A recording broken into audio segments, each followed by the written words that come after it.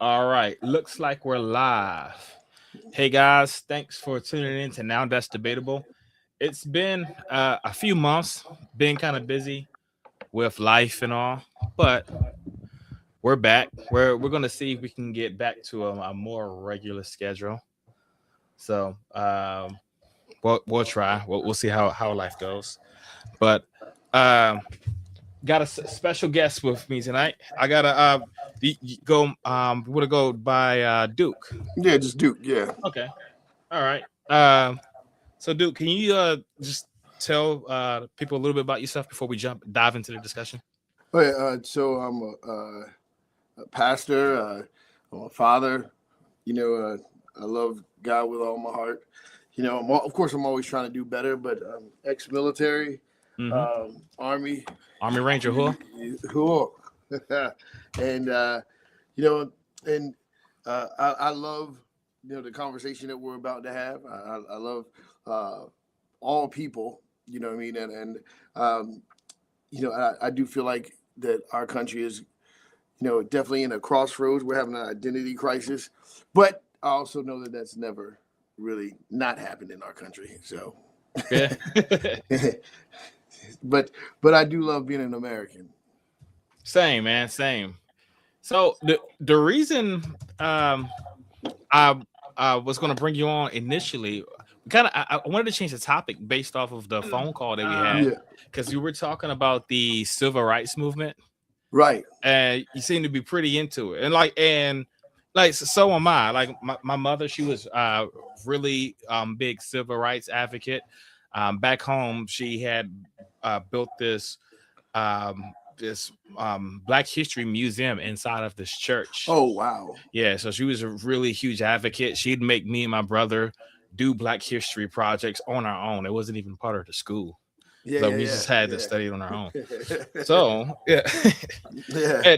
and one thing, as when we were talking on the first conversation that we had on another podcast, I had told you some of the issues that I had with Christianity, and it mainly came from how law was handled. It Mhm. I changed because of the way it handled law, because of the way the Bible handled government. It I changed my epistemic I changed my epistemology regarding the Yeah. Bible. I used to just say, hey, whatever the Bible says is true. Right. And after I had started looking at the how it treats law, I started performing critical analysis on it. And one of the huge problems I have as a black man, the Bible does not seem to be on my side. Mm. Like when it comes to civil rights, even like some of the more basic questions, like should you own slaves? Mm. Like the Bible, in my opinion, doesn't even get that correct. I mean, and now today, even the KKK, they'll dismiss slavery. They'll say that I was wrong. Mm. Yeah. So, slavery Hmm. in the Bible. The one thing people need to understand is that just because things happen in the Bible, uh, it doesn't mean that God necessarily approved it. Even when God is instructing His people through it, because God's God's dealing with broken man, not the man that He created. God's Okay. dealing with broken, fallen man, and so I use this analogy. It's probably a bad analogy, but do, uh, there was two types of people when it came back in my day. When it came to chords, Hmm. there's the people that see a whole bunch of chords bottled up and behind the TV, and they would either throw them away and then and go buy some new cords. Well, the other type of person was the type of person that would sit there and untangle the cords. No matter how bad it was, they would take all day to untangle the cords. And God is the type of God. God in His character is the type that untangle us from messes that we create. And so slavery is just a messy situation that humans did to one another. Humans did that to each other, and you watch God untangle us uh, out of that. And but you're not going to see where God approves it. Not only that. Now even Okay. if God did You approve it. said we won't see the God approve what in particular. Well, I didn't say he. What I'm saying is that he'll use it, but it's not that Mhm. it's his nature. It's not that he approves it, but he will use it. You know, because humans are nasty creatures in the first place. You know what I mean? Sure. So I'm not. I know I'm not a humanist at all. I think humans without God are extremely dangerous. Uh, you know, so say if God isn't real, then humans are the worst things ever just to create that, to create the Okay. concept of God. So So when you say that, like God would use it, you're saying like, so He'll tell people to own slaves, or it's okay to own slaves, but he still thought it was wrong. Is oh, that what you're absolutely. saying? Yeah. So God will to when you're looking at someone who's operating in sovereign power, God's not Hmm. afraid of the things that we are afraid of. He doesn't think of things the way that we think of things. He doesn't see it the same way. Um, So like, for example, in Leviticus 25, it says purchase. You says you may purchase your slaves from the heathen nations around you. That sounds like a support of slavery. not And now support. you're saying God wasn't supporting it. Yeah. He was just saying you can use it. Oh, it's a system. It's what did he get? What did he do? He gave man dominion over the earth. Man chose to use that dominion over each other. And then he's telling his people, okay, all right, since you guys are doing this, Mhm. this is how you're gonna do it. This is how you're gonna do it. But the idea, you can see it throughout history. The way he uses it is every time that the people of God wild out, that he would send them into oppression. Like, hey, like there's outside of obeying me, there's nothing left but slavery. But but the difference then, so when God would send, you said like when God's people would wild out, he sent them into captivity, right? That's because the people of Israel was doing things contrary to his command. Always. In Yeah. Leviticus 25, if you own slaves, you're not doing something contrary to his command. You're doing what God told you you're able to do. Now, think about this. No, let's say I'm just a guy, and that's literally what I am. Mhm. Now, God tells me I can purchase the slaves from the heathen nations around me. I don't know what God is thinking. All I know is what he tells me. Mhm. How would I know, based on what God's instructions says, that slavery is wrong? Because he's telling me I can do it. Right. And also, there's other things that he thinks are wrong that he actively condemned. Mhm. Like for instance, he went after murder. He said adultery's wrong, etc. Right? And so like coveting, jealousy, like there's a bunch of other things he said is wrong. But now with Right. slavery, he's doing this has this weird strategy. Oh yeah. Well, that's because of the fact that humans are dangerous creatures, and so So for my question is like, how do you know the difference between something that God is condemning versus something that God is just using for his benefit or purpose or whatever? not necessarily his benefit. Does it bring order to humanity? That's the biggest thing. It's not just for his benefit. It's Mm-hmm. saying that hey, if I don't bring if there's not order under control, like say for example the Tower of Babel, he used confusion. Right, he used confusing their languages to divide them. Even though God is a God of unity, He wants us to unite, to be together, but He used confusion. So it's not that when man creates You don't think chaos. slavery was a form of confusion? Because I would say this is what this was. If God doesn't want me to own slaves, and then he tells me I can own slaves, that is confusion. Yeah. So I would say this. I would say again,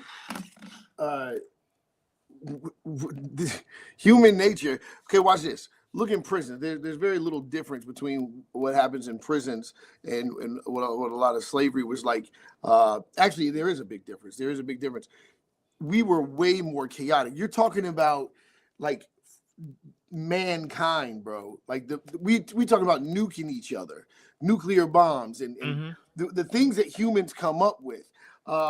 When if we're actually crazy enough to cry out to God, and then not listening to him after saying that we even believe this book, right?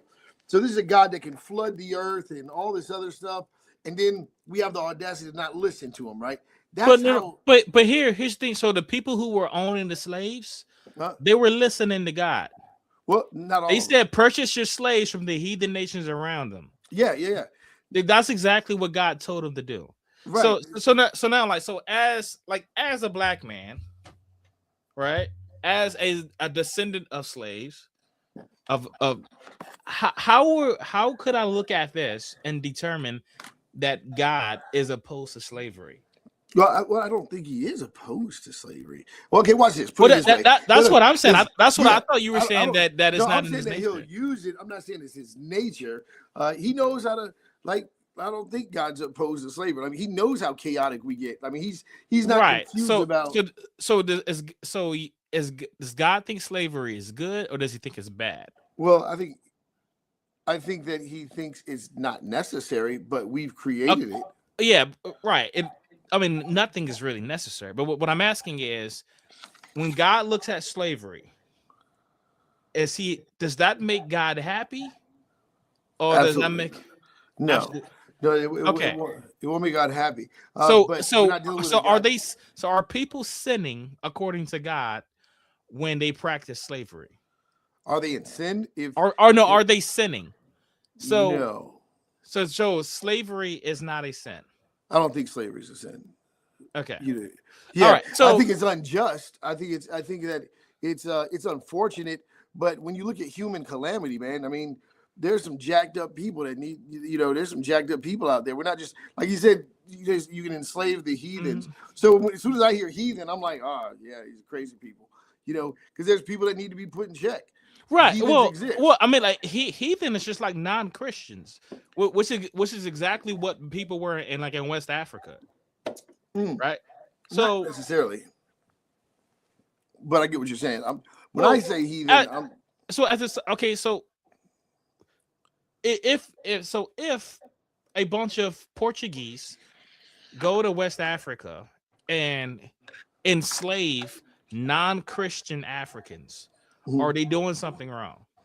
So on a human scale, the answer would be yes. God's scale. On God's scale, you're already dealing with. That's the thing, is that you're dealing with a broken system. Humans are broken, so God's going to identify them as broken.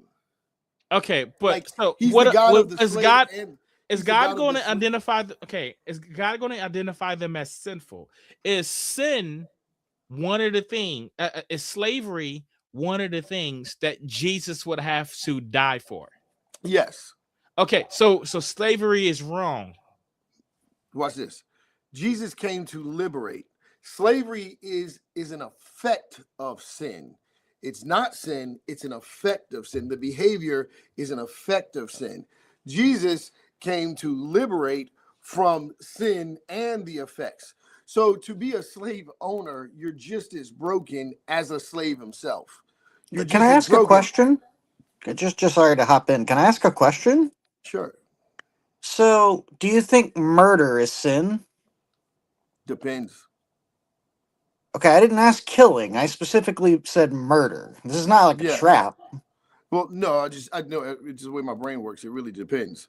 Can you think of can you think of an instance can you think of an instance in which one human murders another human and it's not a sin? Yeah. You're just walking up on somebody and killing them, or because they said something you don't like, you kill them.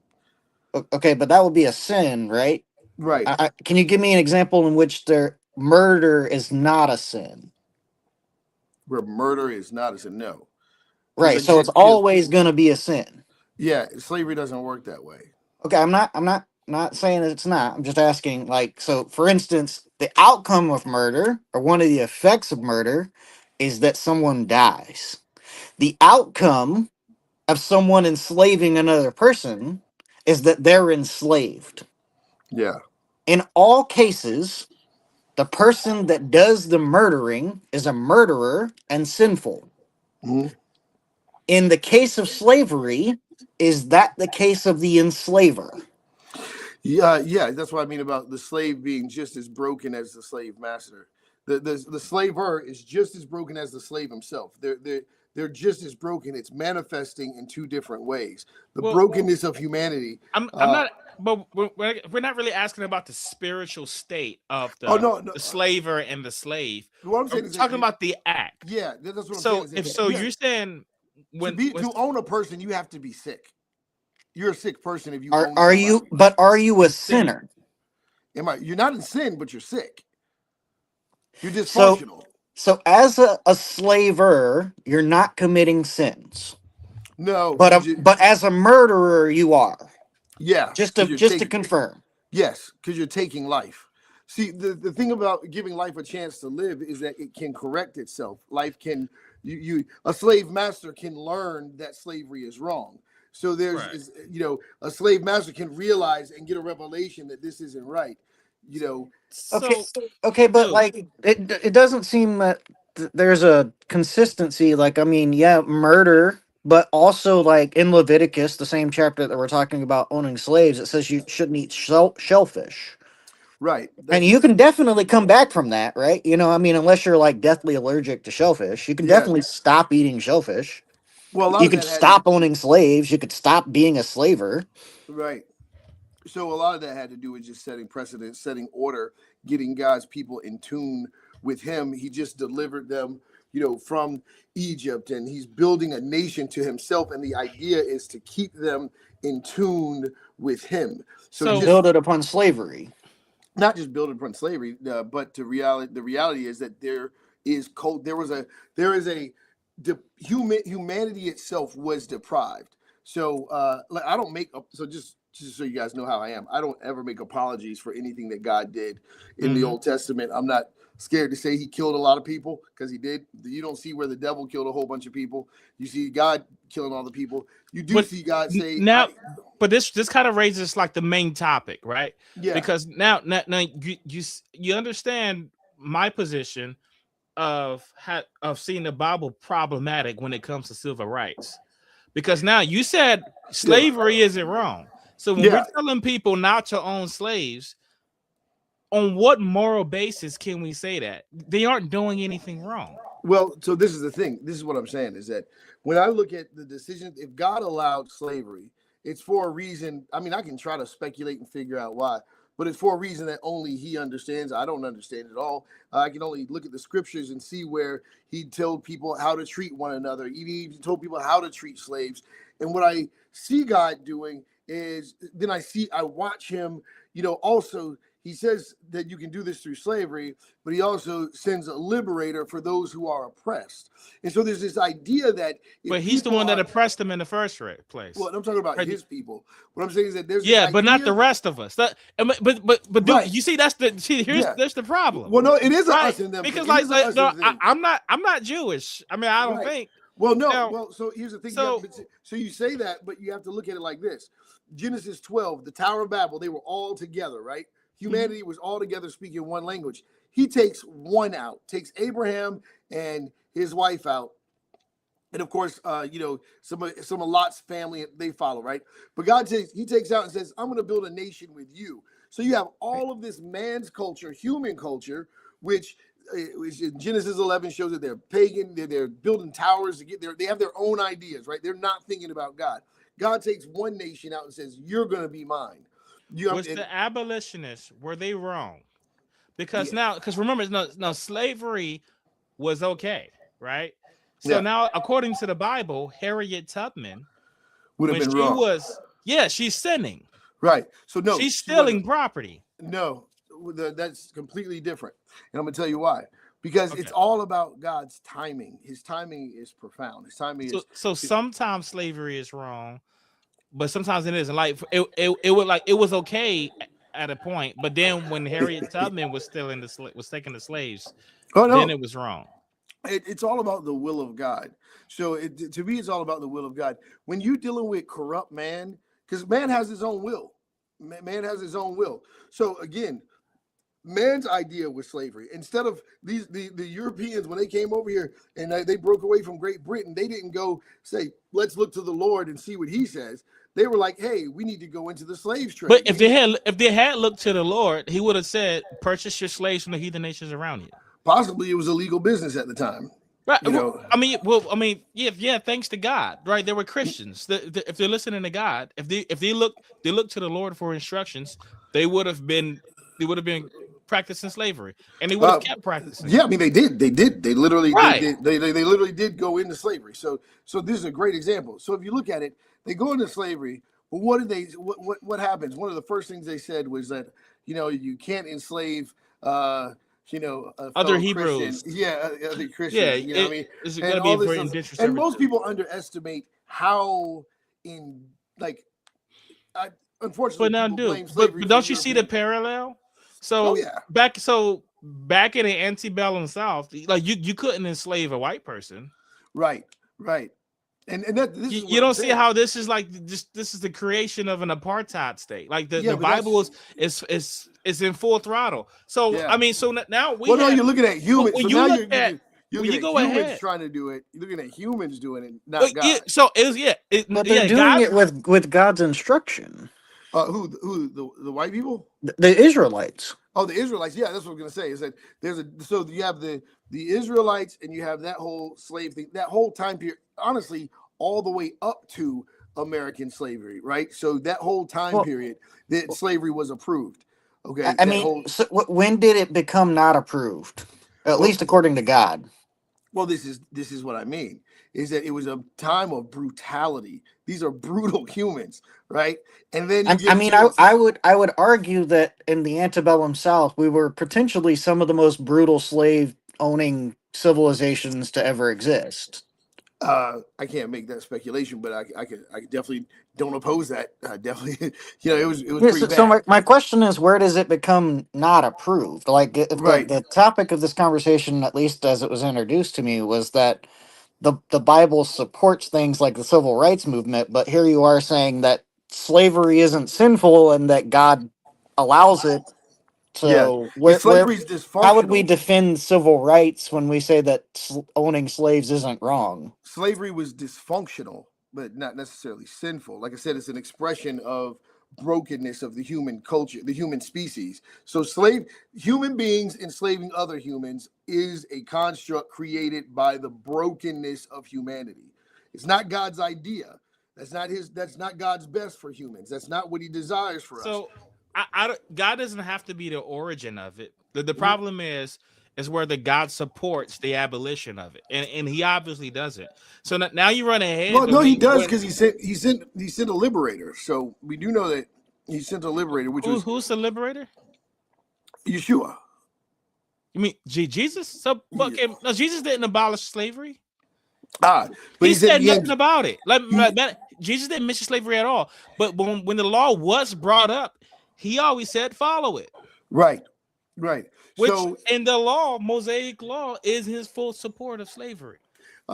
So listen, this is the thing. This is real, like realistically where it's at, right?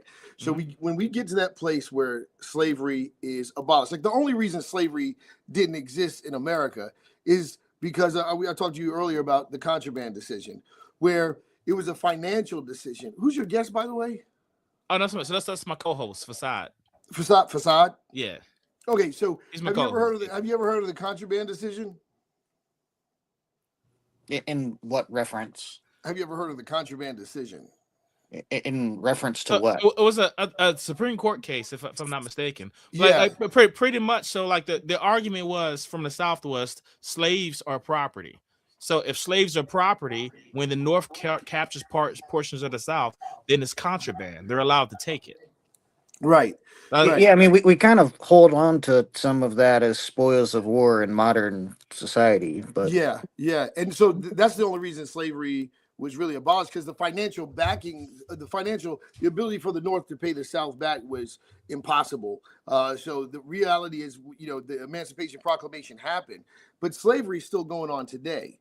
You know what I mean? So it stopped in America. It stopped in, you know, your more civilized cultures, but, you know, at the same time, when we look at it, you know, it was abolished here, but the concept itself, you know, humans still do it, you know, and that's part of the dysfunction of humanity. Yeah. So like I can admit That is this. Go ahead, Fasad. I just for clarity, because I may be missing something. Are you saying that slavery was abolished because of this decision, or it was implemented because of it? It was that the Emancipation Proclamation was implemented because of it. 50,000 slaves ran for their freedom to the North in 1 month, breaking the entire financial institution of slavery. And they had already partnered with the North and started fighting back. So, And realistically, and biblically, this would have been wrong. fighting for freedom. Well, I mean, leaving your slave owner, opposing your slave master, Not necessarily. not on what following your government. Right, because Not- on what basis do they have to take slaves? Like, They aren't doing anything wrong. who's not doing anything wrong? The slavers, the people who owned the slaves, they weren't Oh. doing anything wrong. Like by your own words. No, I never said that the slavers weren't doing anything wrong. But I thought you said slavery wasn't a sin. So I mean, the key term of owning slaves. What's your definition of sin? What's your definition? You thinking right and wrong is sin? Okay, I mean, I think that's morality, but that's a different. Yeah, question. sin means to miss the mark. Sin means Sure. an error, like a mistake, an error. Okay, so what I'm talking about in your Christian terms, like the things that Jesus had to die to forgive. Right. Was slavery one of those things? Was slavery one of those things that to die to forgive? Yeah. You know what? Like for instance, I lied. I'm going to be even Jesus more had to nuanced. die. Being I don't a think so. slave owner. Yeah, I don't think so. I don't think it was one of those things. Okay. Yeah. So and that's right. And that's exactly what I think Fasad thought you were saying. So like, yeah, I don't think it was one of those things because again, when you look at the brokenness, now would a person get to a revelation that they, especially if they put someone in slavery, would they get to a revelation as they're pursuing God that this is wrong, and this should not be? I do think they would, because it's part of human dysfunction. So where would that revelation come from? It's not wrong. If the more you pursue God, the more you pursue God, because what's going to inevitably be happening. No, but dude, but this is a contradiction. Like, pursuing God has nothing to do from if you get a according to you, if we get a revelation that says slavery is wrong, that did not come from God, because God does not think slavery is wrong. No, I'm talking about evolution, a revelation through an evolution of thought, a consciousness thought. Like, so the more I pursue God, right? Mm-hmm. The more I pursue God and I see how God wants us to be free, the more time I spend with God, what I'm going to realize is if I had slaves, right? I'm going to go, this is not of God. He doesn't want this. This is human construct. This is greed. This is abuse. This is not right that I should treat these people this way. And then I would. Well, that's wrong, but that's not true though. That's not true according to you. Slavery is not wrong. No, slavery is dysfunction. It's put it this way. Okay, but dysfunction. Hold on, because I want to make sure I'm clear about this. Because I don't want people thinking that I agree with slavery. I'm not saying that I agree with slavery at all. I don't think you're saying that either. Yeah, like it's because I'm not asking whether you agree with it personally. No, let me it's about whether or not it's sinful. That's what I'm saying. Is that because sin is not just isolated to good and evil. Sin also means error, right? It means error. Like we call them mistakes. You see what I'm saying? So I would have to take what I said back. It would be sin because it is an error, because I said it was dysfunctional. So that's slavery is sinful. So because I would have to say it is sin. So when God said you can purchase your slaves from the heathen nations around you, He was telling them something sinful. No, this is the dysfunction part. This is why I said it's not just in the issue of right and wrong, but dysfunctional. So God is working within the corruption of mankind's system. But God is being dysfunctional because you look at other acts, murder, adultery, coveting, right? Slavery, right? Like all of those things, right? And He explicitly condemns them. He says, you shall not murder, right? Now, with slavery, you're saying He takes this opposite approach. Yeah. Whereas he wants you to know that is bad by telling you to do it. Well, the thing is that if you look at historically, listen, man, human beings are, you got to think about what humans are, the ones enslaving, right?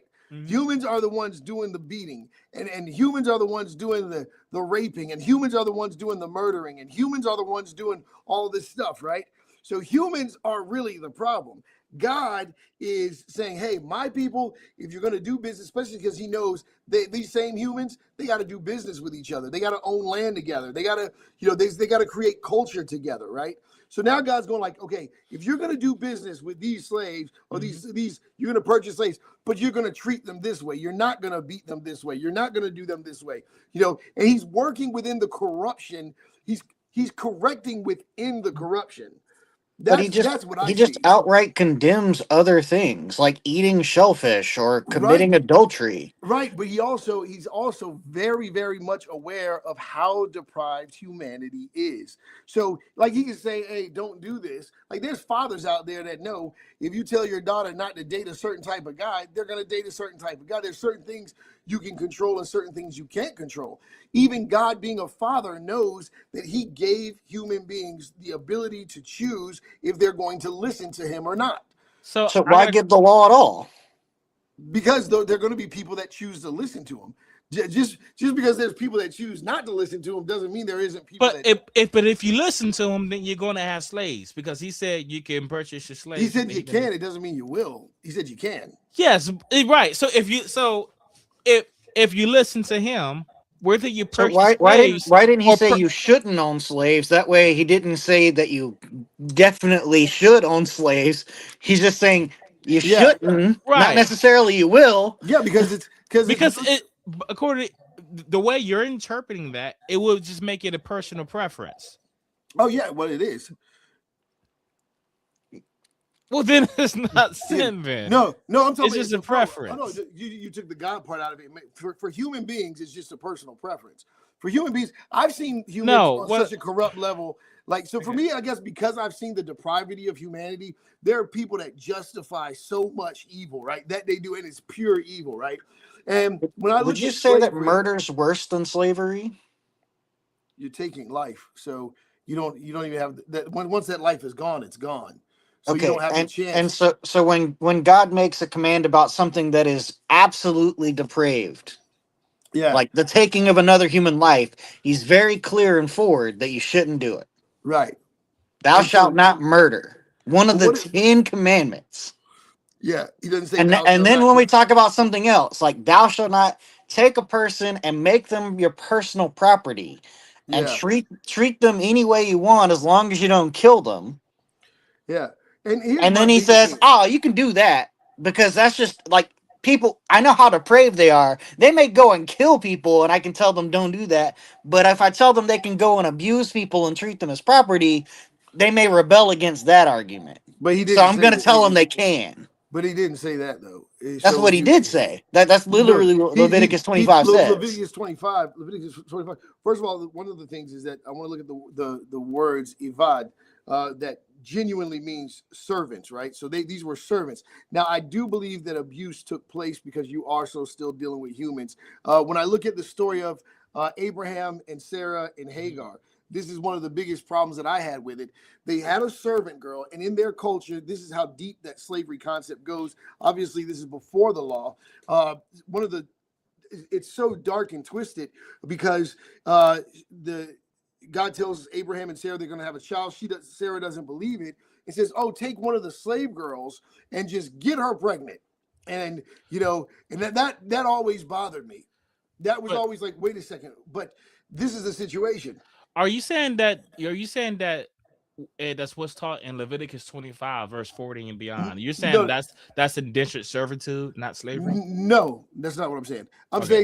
I'm just saying that there are differences where a lot of people want to argue the point and say, "Oh, slavery isn't, slavery means serving." So, like, no. There are some differences, but like if you look at the slavery in the antebellum South, American slavery. Yeah, like all of those elements were here, right? You get to own them as your property, forever. You can bequeath them to your children as an inheritance. Like it literally says, like they're your property. Yeah, you can mark them to indicate that they're your property, like with cattle. Right. And so Right. So the thing is that so don't forget we're looking right now, right? We're looking right now. Back then, a lot of people just would have accepted, including us. There's two types of people, right? There's people that would have accepted it, and there's people who would have been like, this isn't right. so now, question for you. So Mhm. now, let's say it's the year 1855. Mhm. You're a hardcore abolitionist. What is your moral basis for saying slavery is wrong? Oh, I would say that Jesus came to liberate the oppressed. That Jesus Oh, came to liberate the oppressed. okay, but Jesus also told me that I can own slaves. Yeah. So this is the thing: is that Jesus came to liberate the oppressed. The birth. And Hold on. when Hold on. Jesus gets here, he Hold can on. do that. But Because right hold now, on, Jesus, the last the Jewish people were being oppressed. So before you see where the Jewish people were, he was saying that basically you're going to be like other cultures, right? So you're going to be like other cultures. So if these other cultures have slaves, you're going to have slaves, and that's what mankind does. So these are human constructs that God is working within. Then Jesus comes, and you hear the very matter of fact, Isaiah says it first because all Jesus did was quote Isaiah and says, "Hey, I've come to liberate the oppressed." So now you go, wait a second. This entire time, this was about like God was allowing them to have this man's idea. Like here's what man comes up with, and I'm going to work within man's constructs. But the idea is to bring man out of bondage. That's what he did with his own people. That's what he's doing with us to bring us now, out of bondage of our own thinking and our own corrupt constructs. well, but his thinking and his construct. I mean, even if you say that they were strictly ours, when I own a slave, I have the backing of God. Well, so if you take God out of the picture, and what if you're so If you atheist? take God out of the picture, you're gonna. I don't know how do you justify slavery. No, this is what I'm saying is that's making it seem like atheists didn't have slaves. No, Right. I mean, So no, I don't know. I don't know of any slaveholder in the South that was where say they were atheists. I don't know. yeah, because But well, this is the thing. but Because you couldn't defend hold, slavery on hold on, atheism. That hold on, wait. it has This nothing is to too do with important. This is too important. it. First Okay, of all types of people had slaves, from atheists. Don't forget, especially coming from maybe under. I'm not saying, but it's not. There's nothing about atheism that supports slavery. Well, no, The no. Bible does. No, well, that's what I'm saying. Actually, you're making the same point that I'm making. But my point is that there were Christians, non-Christians, all types of people had slaves. It was such a common factor. It was such a common factor. No one got the revelation that slavery was wrong, except for a few people. As a matter of fact, slavery was abolished in Europe almost 400 years before America figured it out. Okay, so when you start seeing the suffering of people, cruelty, don't forget the Roman oppression that took place overseas, over there. Not just the Roman oppression. Before that, you had Alexander the Great, who was enslaving people. So it's not just that it was a Christian construct. This was a human construct, and people justified it through their religion, why they could do these things. Now, Through the Bible, and God made that pretty easy to justify. But here's the thing, yeah, right? when we focus on that, but every religion had a justification. But the difference is God offered a solution to it. I got a question for you. Then I'm gonna push a little forward into the civil rights movement. This is good stuff. But quick questions. Let's say you're God, and you want people to eradicate slavery. Would you give instructions like what we see in Leviticus 25:44? If I want them to eradicate slavery, yes. No. I mean, right. But you're talking. That's what I'm saying. So like this is nonsense. No wise person, no wise God. Hold on. Would ever give instructions like that. Let me tell you something. Let me push back. Okay. Let me talk. As someone says I'm double talking. Well, let me double talk. Okay. Because here's what I will say. If I have full acknowledgement of what type of humans I'm dealing with, and they are cannibalistic, crazy, doing terrible stuff, yeah. Like I would say, hey, either wipe them out, enslave them, whatever. There's certain people. You talking about human depravity. I'm talking about guys, these were some messed up people. Mhm. All right. We And keep now making you this- and you gave them the ultimate moral justification because they got the backing of God. But here's the thing. Watch this. Here's the thing. You're talking about people that were already enslaved, beaten. The Jewish people were enslaved for 400 years, beaten and abused and mistreated and being killed. So they were slaves. They've experienced the cruelty. And what he's saying is, hey, you're not going to be like that. You're not going to treat them like this. You're going to treat them the way I tell you to treat them.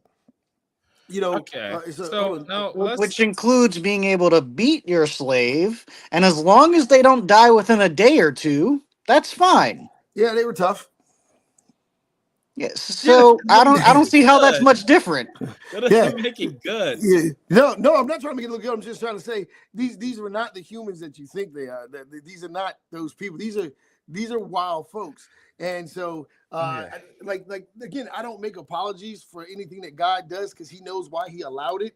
But I do know this, that when you look and see God offered a way out, when I think about the fact that there were churches that I've attended that hid slaves, this is what I mean about the timing of God, because there were churches that hid slaves and then they would get burned down for hiding the slaves. I mean, that's God's judgment, right? Because they should have gave the slaves back. Well, see, that's the thing, is that when people claim to be Christians and claim to hear from God, but when God does something that they don't agree with, I'm talking about the believers, not non-believers. Mhm. When God shifts and they don't make the shift with God, when God is showing a revelation and they don't make the revelation, like, so if they go, oh no, God, slavery is what it should be. Now they're arguing with God if God's already bringing forth liberation.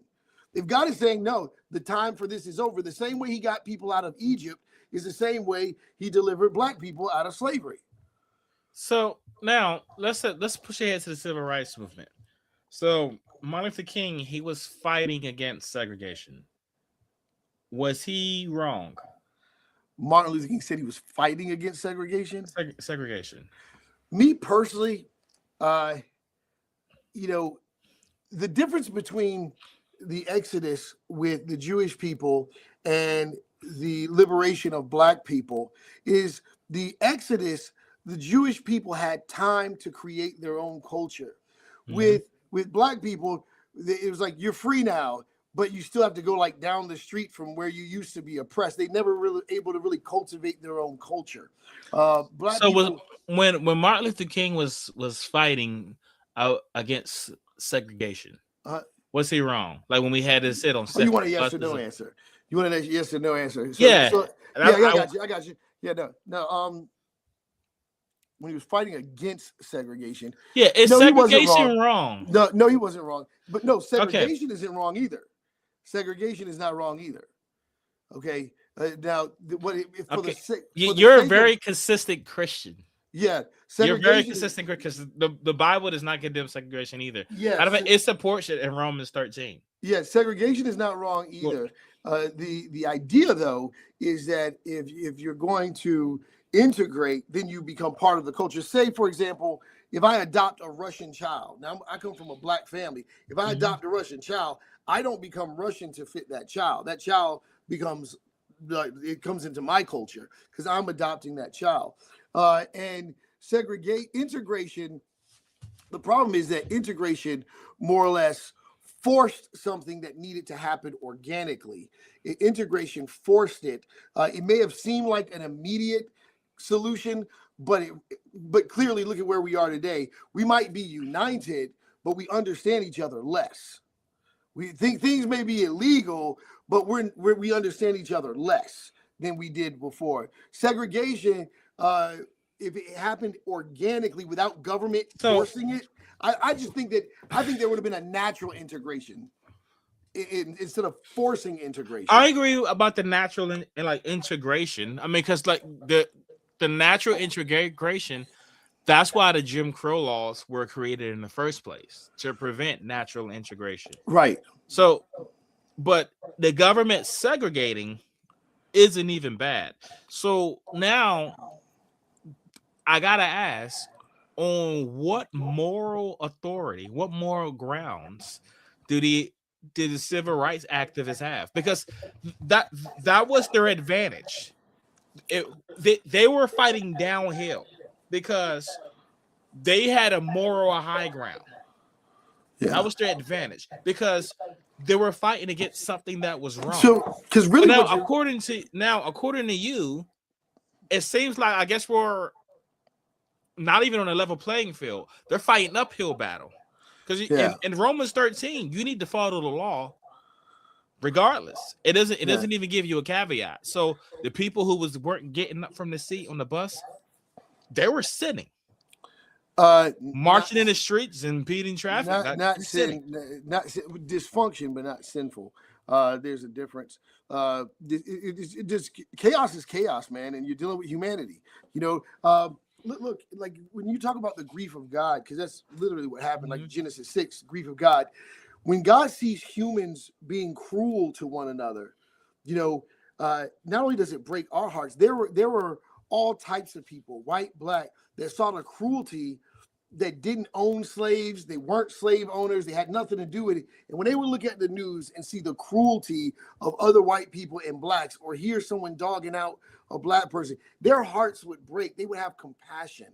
So this lets me know that there's a human heart issue here that we cannot neglect. There's some people that can just accept cruelty and they're like, hey, this is what it is. Now, okay. So let's say you're a Christian. You're in 1940s Mississippi. Okay. You're reading, you want to be treated equal, and you look at the Bible. What moral basis do you have? Well, when you look at the Bible, when you see that Christ died so that we could have freedom, and when you see that being a slave master is just as much slavery as slavery itself. It's spiritual bondage, it's mental bondage. You know what I mean? It's not free. It's not freedom. Okay, but slavery isn't wrong. So I'm asking. No. So let's say like you're in the Jim Crow South now. Yeah, that's what I'm saying. And would you ever? Do you think it's wise to appeal to the Bible for your civil rights? Yeah, I mean, what did Martin Luther King do? He talked about. He literally used the mountaintop speech with Moses to convict the hearts of all who claim to be Christians. I mean, so the mountaintop. So like that was a really nice metaphor, but it was a lot of context. The Bible does not support the civil rights movement. I mean, by your own admission, like it doesn't really support the abolition of slavery. The thing about it, they literally came out of freedom. I mean, they came out of slavery, right? So they were slaves. But this is the thing: when they went into slavery, when they got out of slavery, they were willing to go back. They were like, it's better for us to go back just because of the food that was available in slavery that wasn't available, on their own. So they were saying that, hey, we want to go back. These are Jewish people that got freed from slavery and said it was better for us to go back. Mm-hmm. Well, there were a lot of black people that wanted the same thing because they were in good conditions. They didn't want to be, they didn't see a problem with it. So everything. But there was also a lot of black people that didn't want that either. But that's what my point is that there were so many different variables, but no matter, the only way to really look at it and examine where is the dysfunction coming from, it's in the human heart. So now, when I said at the beginning of the episode, when I said that the Bible does not support civil rights, right? I was right, wasn't I? Yeah. So watch this. The Bible supports freedom. The Bible supports liberation. It supports freedom and slavery. It supports freedom. Duality does exist. What I mean? Where does it support freedom at? So when he says, I come to set the captives free in Isaiah, when he says, I came to set the captives free, well, Isaiah prophesies, and then Jesus reiterates. But he's talking about his own people. He's talking about he's not talking about everybody. Right? No, he is. No, he is.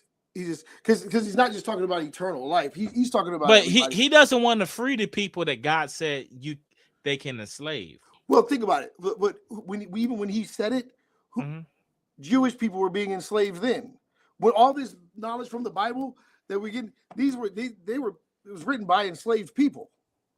So these were people that were being enslaved. The Romans were in charge, not the Jews. The Romans were the ones in charge. So the Roman Greco culture, they were the ones oppressing the Jewish people, And so, Well, what do you want? I mean, later on, but not in the time of Isaiah. But no, but even then, but even then, we're talking about like in Leviticus, right? Yeah. So this law is given to Israel before they even step foot. Well, and this is what I mean. The promised land. This is where Adam and Eve come into play, because if you notice when he said that man now knows both good and evil, man has become like one of us, both knowing both good and evil, right? Mm-hmm. That battle of good and evil pre-existed Adam and Eve. So whatever was happening, and then you look at Genesis 6 when you have the interference with these supernatural beings affecting humanity, and he says that humans were corrupt, and this is what I mean. So, dude, I want you to do this for me. So let's say you are. It is the year is 1960. Okay. Hold on 1 second, because I got a question for you. I just got to ask you this question. Do you think that humans were innocent? Is that your perspective, that humans were innocent? Oh no. Okay, but you mean like in what regard, relative to what? Well, I mean, babies are innocent; they're humans. I guess. What do you mean? Well, that's what I'm saying, is because according to Scripture, when he talks about the regret of God, he says that he regretted that he even made man, and he said because they were evil to the core of their hearts, like from the very beginning of their hearts, that all they could do was come up with different types of evil.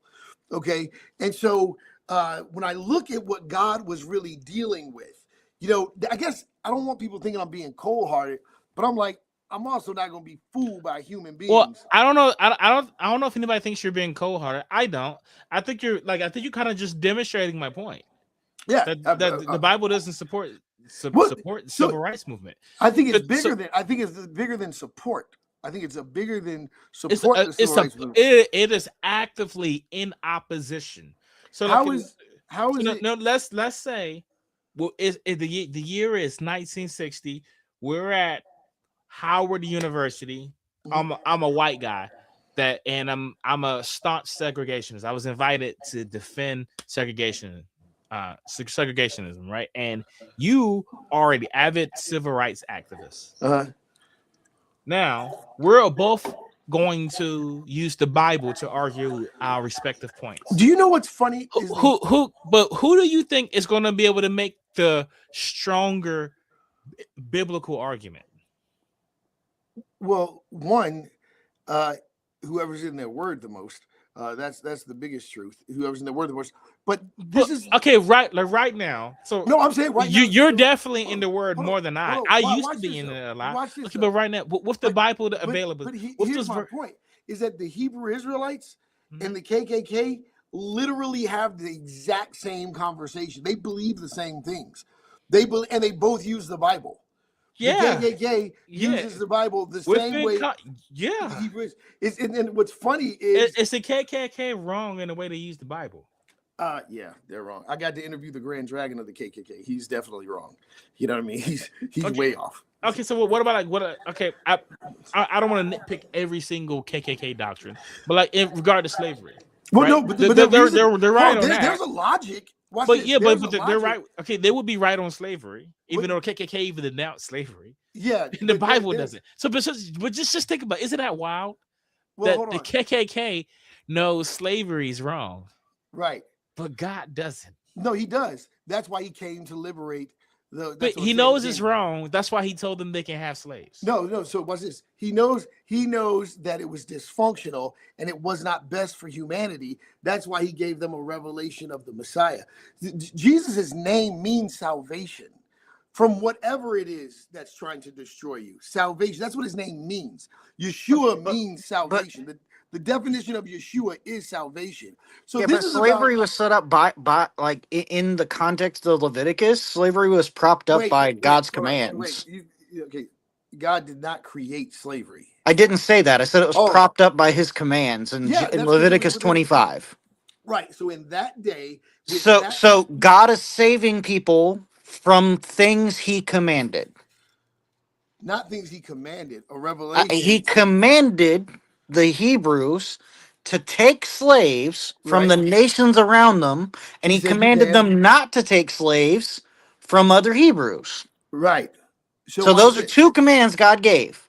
Absolutely. So those. Therefore, he commanded slavery. Hold on. What I'm saying is this, but you have to ask the reason why.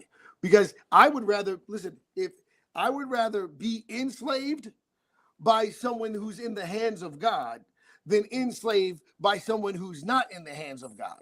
But it's like saying I'd rather be murdered by a Christian than be murdered by an atheist. You know what? So the difference between murder is your life being taken. If I got the matter of fact, If here's a you're an story. atheist, if you're a slave, your life is being taken.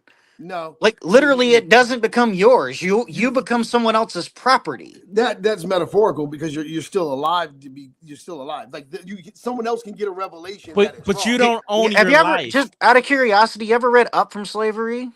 No, No. Fun quote from Up from Slavery, which was written by a former slave.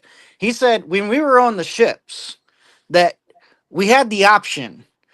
We had the option of either going to be slaves, knowing the torture and hell that was going to become for us, or we had the option to jump off the ship and die. right. Do you think that when those are your options, you really have much of a life? Well, that's the I mean, thing. it's literally Is like that I have a gun to your head and I'm telling you to do everything you do. Are you really alive or are you my puppet? right? So I think that as long as as long as I am alive, then there's a chance, there's hope. There's a chance for a better day, which let's thank God that the slaves didn't kill themselves, right?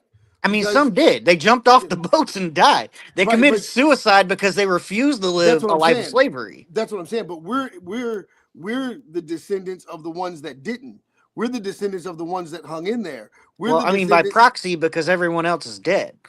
Well, no, that was just you say by proxy, by decision. The decision to stay alive, the decision to survive, which this is where it gets very interesting because you're talking about the human spirit here, not just the human condition or a physical environment, but the human will to live and the desire for freedom. This is the ultimate call that God is responding to, that human essence for freedom. And when I look at what happened even with the Exodus all the way to the civil rights movement, and I see them standing strong in faith, churches and Jews and Christians coming together like never before to stand against the government and say this is injustice. The Jewish people had just come out of the Holocaust. So when they got over here, when the Jewish people came over here after surviving the Holocaust, and they heard and saw what they saw, they knew that this was the same rhetoric as Adolf Hitler. They knew what it was, and they stood and financed the civil rights movement. So here you have Israel and the church united, standing side by side, fighting against injustice. Like you get that. That's But undeniable. I mean, Jewish people even helped why Martin Luther why King call write it injustice? because it was injustice. According to what? God commands that it's fine in Leviticus 25. It's fine to Right. own people as slaves. Why is it unjust? Well, I mean, if you're talking about what he was telling his people, because once Christ came, it's not that first of all, when Christ came, a lot of people like to say the Old Testament was abolished. No, it wasn't. Christ came and brought a new law, which was a law of compassion, a law of love, a law of, Okay, but he didn't banish slavery or yeah, slave owning.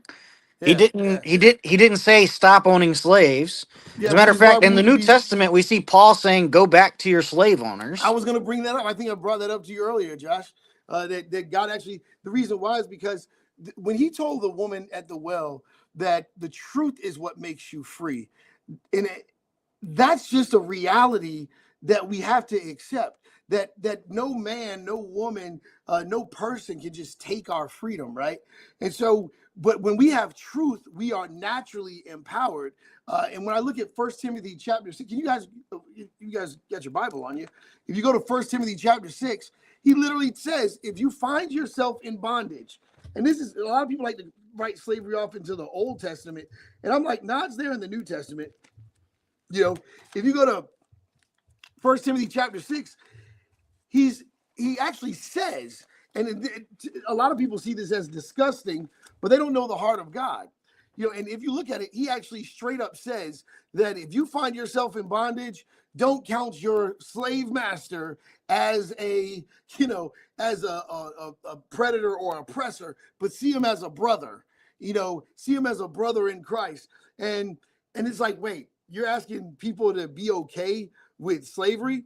Like you're asking people to be okay with being, but then when I think about this war-torn humanity, not just culture, but how abusive humanity is. Do you think God's tactic was a wise way to go about slavery? Considering, because like you're saying, so God's ultimate goal wasn't to have slaves, but he says you can have slaves.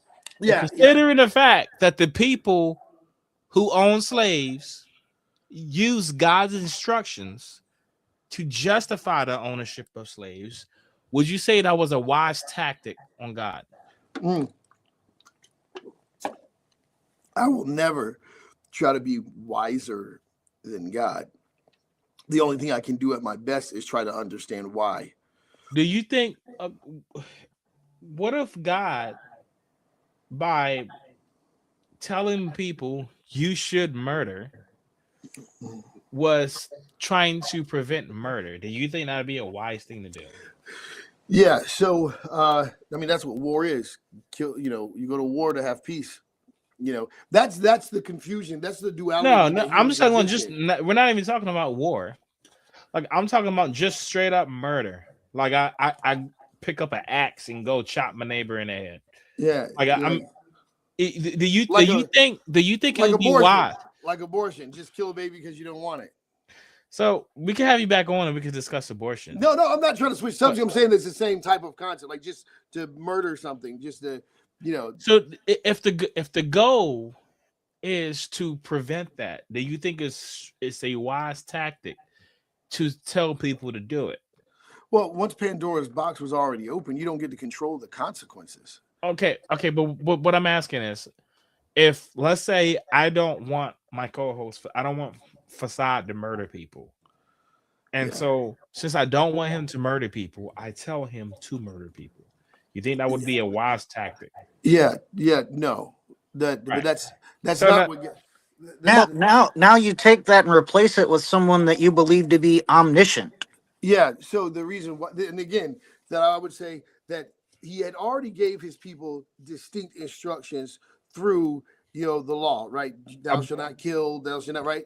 And you can own slaves, but you can own slaves, right?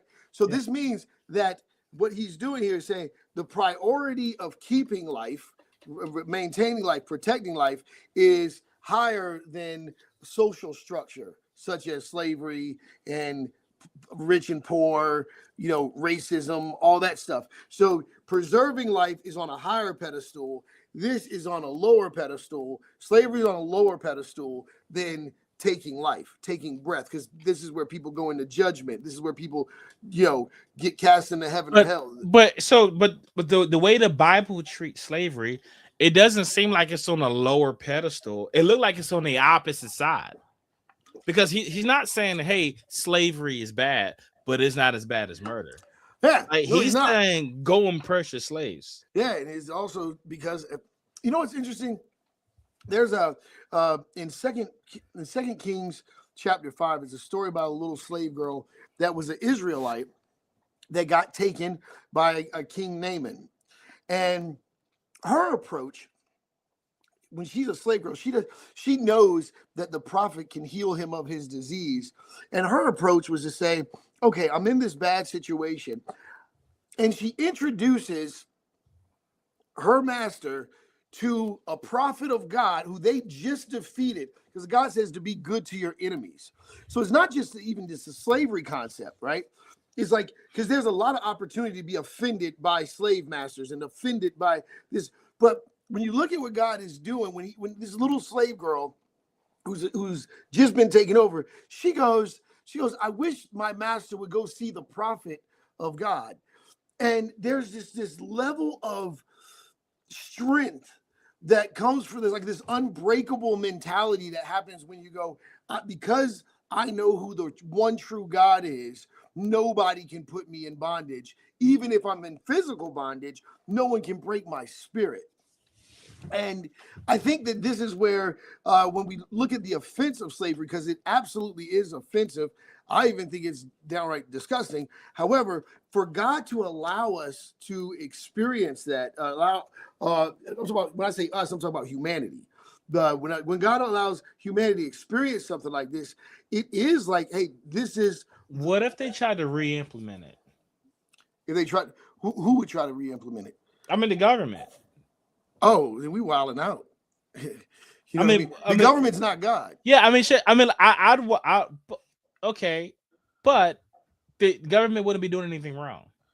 Like, I would wild out as well. Yeah.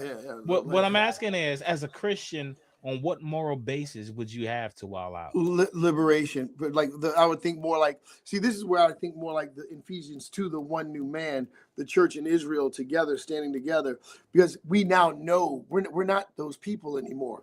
That's the thing. We're on the other side of Christ now.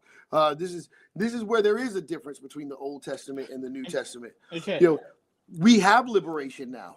We know better now. Yeah. So no, I mean, yeah, we have liberation through Christ, and that frees us from God's judgment. Well, my problem is that slavery. My problem is that people that say the that they're against slavery, like I fight against slavery right now. I have ministries in Nigeria. I have ministries, in Kenya and all these different places in Arab countries. I have ministries there where Christians are being killed on a daily basis by the thousands. So I just want you to know I don't take this lightly. You know what I mean? I get reports of I don't think you're taking it lightly. I mean, I think you're being very consistent. The situation is that we're dealing with an ancient mindset, right? That a lot of these people don't have the revelation of Christ. And what irritates me more than anything, especially when black people, not talking about you, I'm saying when black people talk about how much against slavery they are when it's still happening, then I'm like, hey, then get off your video games and get off and help me fight this fight right now. Didn't God reveal through Revelation in the Bible that you can own slaves? In Revelation? No, through Revelation. I'm not talking about the book of Revelation, but I'm saying through Revelation, right? He reveals, as a matter of fact, in Leviticus 25 that you can own slaves. So you have two people. I just got to say something real quick. It is coming back. I keep forgetting about that. That Christians are going to go into slavery here in America. Christians are going to be persecuted. See, slavery is going to come back. So, but it's okay according to God. So I don't see the problem. It's written that it's going to come back. It's written that's going to come back. That slavery but it's not really a problem because God says it's okay. Yeah, that's why I said it's not a problem. Like I know it's coming back. It's not going to be a problem for me because this is the thing about knowing. It's like having tomorrow's news today. So I don't see why it was a problem for slaves in the antebellum South either then, because it was fine. Well, God said it was fine. Well, the thing is, what I'm talking about is when you have an unbreakable spirit, because there is a battle of good and evil that's manifesting in this physical world.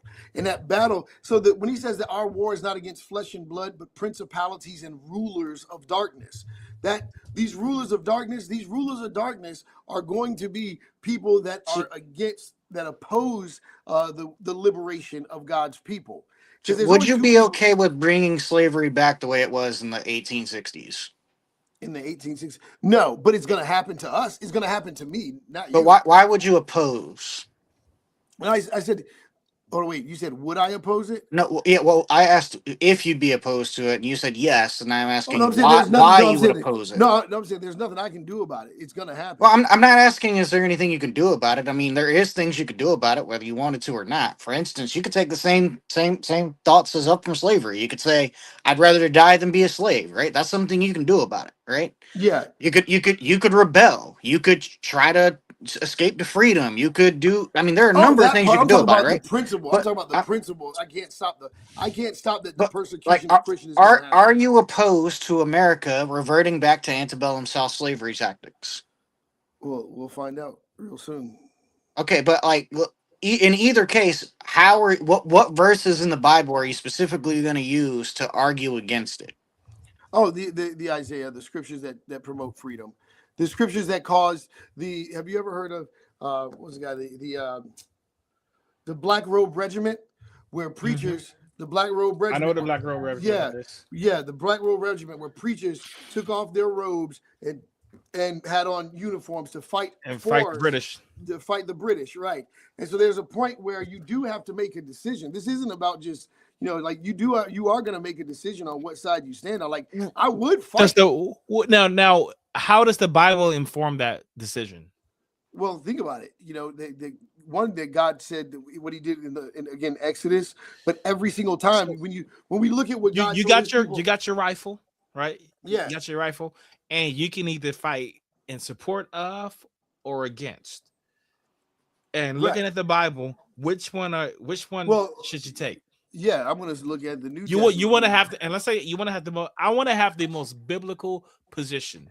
Yeah, what side am I going to fight? I'm trying to do like this is the exact reason why He told to wipe the Amalekites out, because there was nothing but enslavers. That's the whole thing. Humanity wanted to enslave somebody, because instead of He gave us dominion over the earth, we took that power to have dominion over the earth. I really like you to answer that question for me. So like the Black Robe Regiment, right now, I can fight either against or for slavery, and I want to have the most biblical position. The most biblical position would be for freedom. Okay. The most biblical position. That's why they did it. And where are you getting that one from? Because I look at Leviticus and it says you can own slaves. Okay, so watch this. So you see Israel today, right? Mm-hmm. Israel today is a culture that just wants to exist. That's all they want, is to exist. They don't want to enslave anybody. They just want to exist on the territory that they were given by God, right? And so then you have the Muslims who, in 1600 years, we always talk about Roman oppression and Alexander. In 1600 years since the birth of the Islamic faith, the Muslims have killed over 270 million people in the name of Allah. You know what I mean? And these are people that are really coming, and now they're here in America, and they're not playing, they're not giving into American culture. They're really here to establish the Islamic faith, and they're going to do whatever they feel like they need to do to make that happen. And so when you look at from Israel birthing Christianity and all the things that we went through culturally and all the messiness, we're the only ones talking about freedom. We're the only ones. Everyone else is still talking about oppression. What's the biblical basis though? Because I can look at the Bible. Salvation brings freedom. Truth brings freedom. I mean, but salvation was about freedom from God's judgment. It's not about slavery. Because like you had slaves, right, who were still enslaved, never found freedom, but they found Jesus, right? Right. And they had more freedom than, like, there's people in prison. Right. So what I'm saying, so you can have all of that freedom while still being enslaved. Yeah. I mean, physically, yeah, sure. But so now what I'm saying is, so like I want. But you can't. So you have to say it in its entirety. That there are people, the freedom of God, whether you are in bondage, in prison. There are more free people in prison who have a relationship with God than people outside of prison who are in bondage to addiction, bondage to slavery, whether it's physical slavery or bondage to work and making money. They're enslaved by something, okay? And then these people in prison who have none of the stuff, they have this awesome relationship with God that they wouldn't trade for the world. I think that's, shows the purity of the freedom that God brings, that,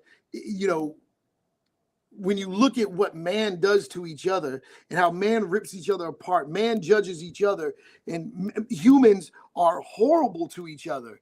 And then we just blame God for it. You know what I mean? That's what's wild to me.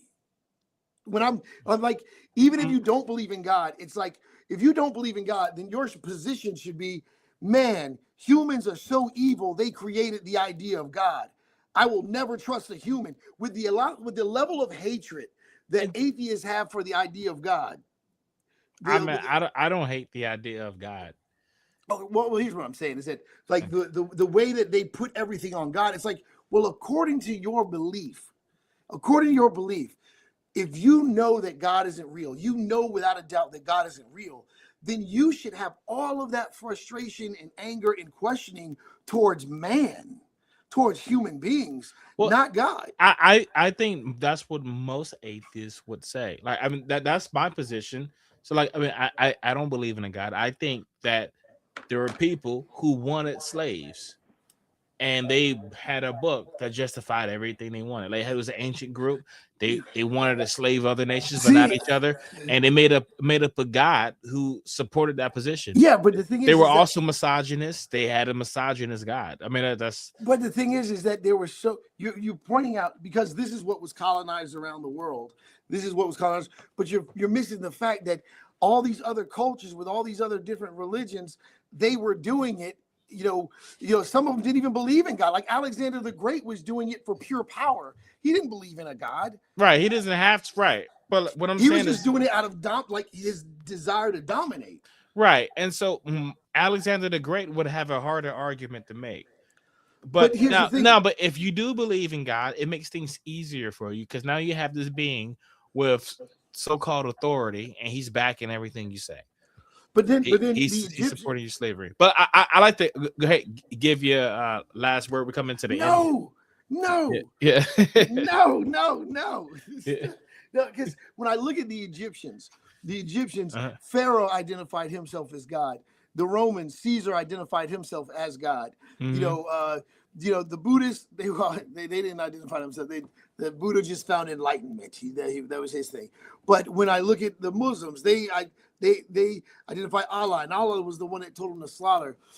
When I look at the message of Christ, he's this concept of truth and freedom from oppression is finally implemented. That when I look at God sending prophets to liberate people, because don't forget, he didn't just liberate them from Egypt once, but he liberated them twice, and then, there's this just, when I think about, and I do want to end this with the civil rights movement. When I think about all of those Black people and Jewish people and white people singing songs that convicted their hearts together to let the government know that they stand together. This is not just white people. This is Blacks, whites, and Jewish people coming together, singing songs that they all sang in the churches. When I think about the pastor, the slave masters, where the only place of power that the Black man was allowed to have, especially in those days, was in the church. That's the one thing that they respected. And then when I think about my own life, where I've been able to walk between the corridors of Black and white, atheists and believers, all the same, no matter what denomination, because I walk consistently according to my faith as a man of God, and so I don't waver in that sense. And so when I see what God can do when we actually are in tune with him, to me, the freedom that happened in the civil rights was inevitable because people were willing to sacrifice it all. He did say, if you lose your life, you'll gain it. If you try to keep your life, you'll lose it. And they did that. They were beaten. They were shot at. They were hung up in trees for freedom. And because of their sacrifice, the oppressors had to see themselves for what they were, which was a bunch of oppressive murderers. And so whatever justification they tried to use behind the Bible, the evil of it got exposed. So when I say God's plan, I say that God's not afraid to let things play out. Well, I agree with that. If he exists, he is not afraid to let whatever plays out, whatever Right. happens. He just lets it plays out. So he lets it play out. I agree with that. But anyway, Duke, man, I want to thank you for coming on. Anytime, I want to have man. you back on sooner rather than later. I'm curious about, because you had mentioned, you said abortion was wrong, and I guess I want to challenge you on that. I want to challenge you on what the Bible says about abortion, Yeah. and just my actual position on abortion, Gotcha. and so we can have a really fun conversation there. Yeah. But yeah, man. Anyway, guys, I want to thank y'all for checking out the stream. I will see y'all later, and Duke, don't hang up yet. But All right. I'll talk to you off there. But all right, thanks, guys. I will catch y'all later.